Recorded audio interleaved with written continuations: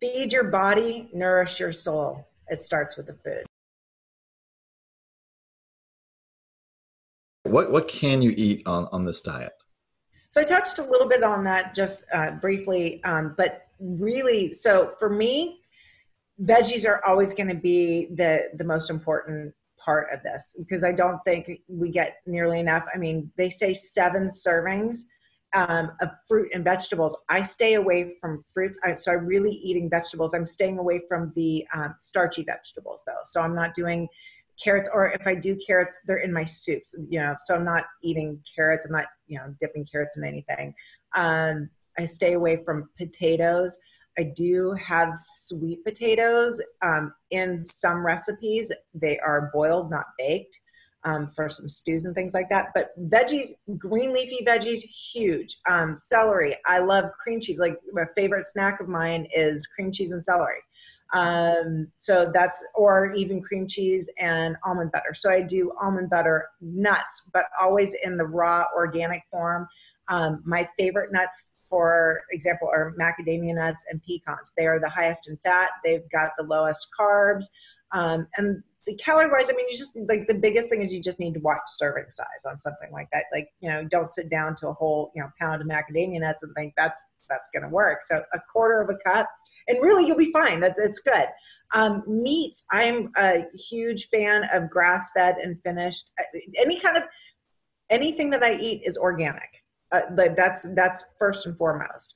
There's a lot of ketogenic diets that consider a Wendy's burger without a bun ketogenic diet because it's low carb. I do not consider that. So I'm looking at the sources of my meat. So grass-fed and finished, it absolutely has to be. Poultry needs to be pasture raised, not to get caught up in the free range stuff, because free range at one time meant what we thought it meant, which is the chickens are actually out playing and eating like chickens are supposed to do. That's not the case anymore. So it really needs to be pasture raised. I eat eggs. I eat tuna, lots of avocado, cheese. Freaking love cheese.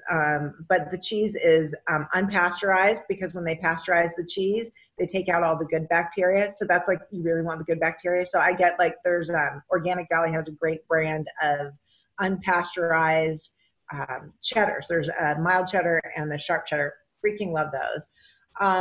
Brie. Soft cheeses do not need to be organic, believe it or not. So yes, so I do my French brie. I love that. Flax crackers, amazing. Like with my group and the people that I coach and my clients in my recipe book, I really go in depth to all the different things that we can eat, because there's so much we can eat.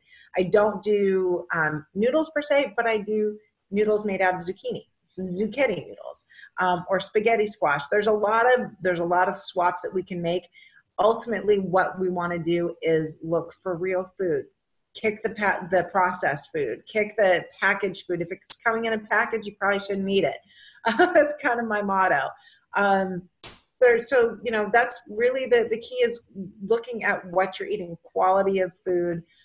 Making it count, sticking with that. You don't have to be the food police and go, okay, how many, exactly how many grams of protein and everything else, but having a rough idea of what your body should be getting, and making sure you stick to that. That's really kind of key. And fats, making sure you got lots of fats. As long as you've got the good fats, you will be full, and really everything else is just easy.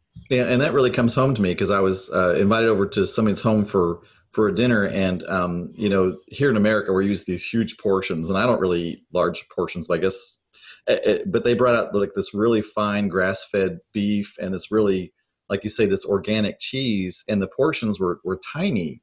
And at first my American eye was like, that's not enough food, but it was absolutely so delicious and so fulfilling to my palate and to my body that this probably a fourth of what would normally be on my plate was more than enough to satiate me. And it really brought home of, yes, it was probably more expensive at the store, but because we ate less, it probably was actually less expensive in the long run and better for us. I mean, I preach that. And it's so true, because people just have this really distorted idea of what our plates are supposed to look like. And really good quality, you get that fat, you feel good, and Mm. it's filling, and you're not eating nearly as much. And then when dinner's over, you're not looking to go back to find something else in the kitchen. The kitchen is actually closed.